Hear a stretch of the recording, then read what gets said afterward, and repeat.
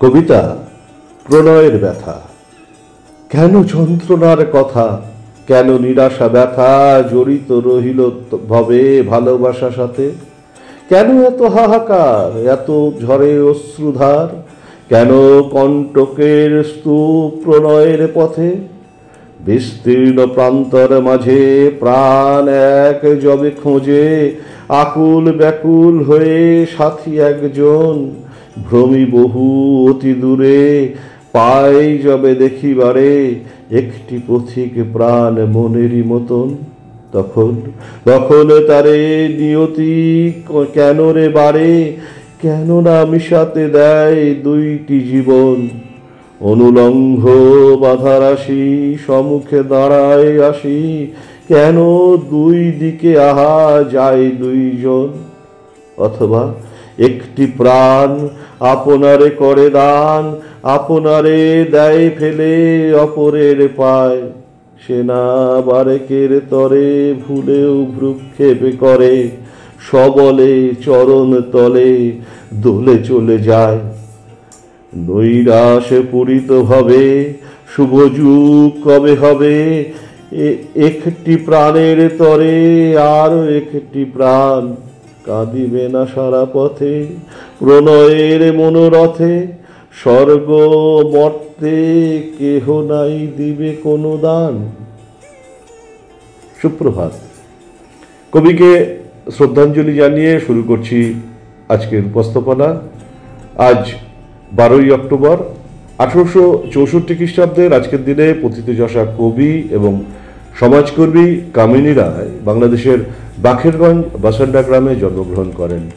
তিনি বাবার কাছেই প্রাথমিক শিক্ষা অর্জন করে মাত্র 12 বছর বয়সে বোর্ডিং স্কুলে ভর্তি হন। তারপর কলকাতা বেথুন কলেজ থেকে 1886 খ্রিস্টাব্দে ভারতের প্রথম নারী হিসাবে সংস্কৃত ভাষায় সম্মানসহ স্নাতক ডিগ্রি অর্জন করেন এবং বেথুন স্কুলে শিক্ষিকা হিসাবে কর্মজীবন শুরু করেন। পরে তিনি বেথুন কলেজের অধ্যাপিকা পদে নিযুক্ত হন। শৈশবে তার মা তাকে গোপনে বর্ণমালা শেখাতেন, কারণ সে যুগে মহিলাদের লেখাপড়া করা নিন্দনীয় ও গর্হিত কাজ হিসাবে বিবেচিত হতো। পিতামহের কাছে তিনি কবিতা ও স্তোত্র পাঠ শেখেন। অল্প বয়সেই তার কবিত্ব শক্তির বিকাশ ঘটে। মাত্র 8 বছর বয়সেই তিনি কবিতা ও সাহিত্য রচনা শুরু করেন। তার সাহিত্যকর্মে জীবনের সুখ দুঃখ, আশা আকাঙ্ক্ষা, আনন্দ বেদনা সহজ সরল ও সাবলীল প্রকাশ ঘটেছে। 1889 খ্রিস্টাব্দে তার 15 বছর বয়সে প্রথম কাব্যগ্রন্থ আলো ছায়া প্রকাশিত হয়। গ্রন্থটি প্রকাশে তার খ্যাতি ছড়িয়ে পড়ে। তার কাব্যগ্রন্থগুলির মধ্যে নির্মাল্য, পৌরাণিকী, নির্মাল্য ও মাল্য, জীবনপথে, একলব্য, সনেট সংগ্রহ, অশোক সঙ্গীত, নাট্যকাব্য অম্বা বিশেষ উল্লেখযোগ্য। তার অমৃতাক্ষর ছন্দে লেখা মহাশ্বেতা ও পুণ্ডরিক কবিতা দুটি প্রসিদ্ধ দীর্ঘ কবিতা হিসাবে বিবেচিত হয়।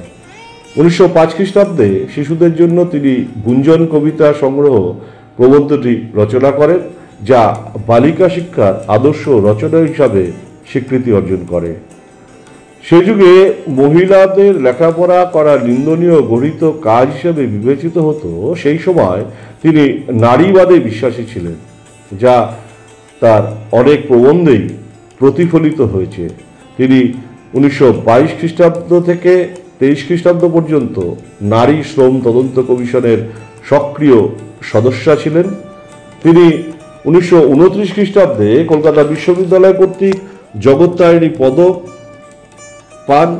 1930 খ্রিস্টাব্দে বঙ্গীয় লিটারি কনফারেন্সের সভাপতি পদে নির্বাচিত হন এবং 1932 ও 33 খ্রিস্টাব্দে বঙ্গীয় সাহিত্য পর্ষদের তিনি সহসভাপতির পদে অধিষ্ঠিত ছিলেন।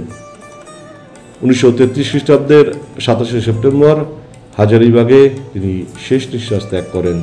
জন্মদিনে ভারতের প্রথম স্নাতক মহিলা, জনৈক বঙ্গমহিলা এবং নারীবাদী লেখিকাকে জানাই বিনম্র শ্রদ্ধা এবং প্রণাম।